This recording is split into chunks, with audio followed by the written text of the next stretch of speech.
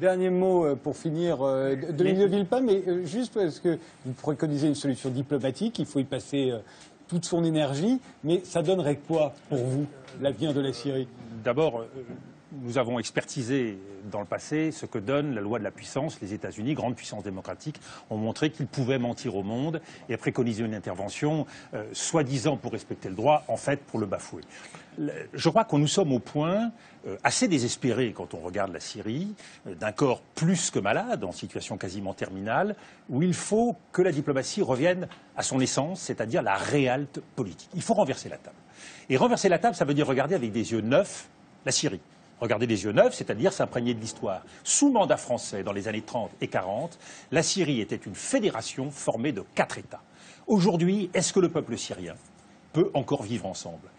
Certainement pas pour les prochaines années. Et il faut donc avoir le courage aujourd'hui de dire que nous devons peut-être en passer en Syrie par une période de partition visant à séparer des communautés qui ne peuvent pas vivre ensemble, compte tenu de l'exaspération de la situation. N'oublions pas que depuis le IXe siècle, ce sont les Alaouites qui ont été exterminés en grande partie par les sunnites. N'oublions pas qu'au-delà des 13% d'Alaouites, il y a 10% de Syriens, donc des minorités importantes. Ces minorités, il faut les protéger. Il y a les Kurdes qui ont déjà une autonomie, ils forment une région à eux seuls. Il y a la région, le réduit alaouite dans le nord-ouest, qui peut former une région. Et puis il y a le reste, où il faut des garanties de protection des minorités, avec sans doute une force d'interposition sur le terrain. Et là, la communauté internationale retrouvera une véritable vocation.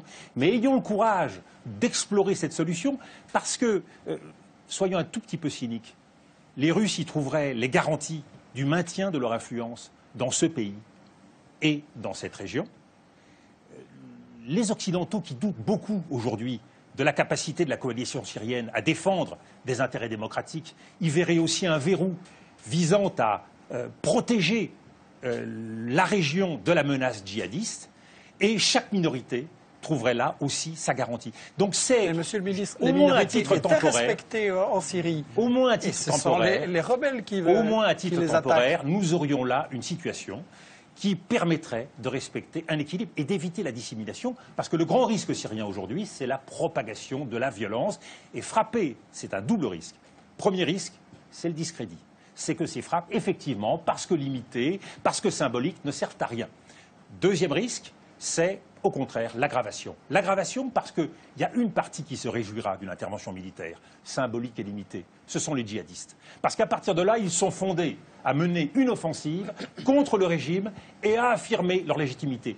Rajouter de la violence à une région en crise, c'est toujours servir l'intérêt du plus méchant. Et le plus méchant, en l'occurrence, ce sont les djihadistes. Et surtout, c'est faire tache d'huile, c'est le risque de voir une spirale. Et alors, on retrouvera cette région avec ce clivage terrible qui se joue aujourd'hui au Moyen-Orient, sunnites et chiites, avec l'Irak, l'Iran, avec également la Syrie et le Hezbollah. Nous aurons donc fait le jeu du pire dans cette région, alors même que la vocation de la paix a toujours été historiquement et diplomatiquement d'être le médiateur, d'être celui qui réconcilie les points de vue. Nous n'avons pas à peser pour un camp ou pour un autre. Nous avons vocation à inventer une solution, à nous placer au-dessus des intérêts des uns et des autres. Et je pense que, même si je ne fais pas le procès à François Hollande d'être aligné sur les États-Unis, il choisit en conviction, il fait un choix en conviction. Je pense que la vocation de la France était toujours dans un exercice de médiation et d'invention et d'imagination diplomatique. Donc ne choisissons pas un camp, avançons et même s'il faut le faire à tâtons, essayons de proposer des solutions nouvelles et innovantes. Merci Dominique de Villepin.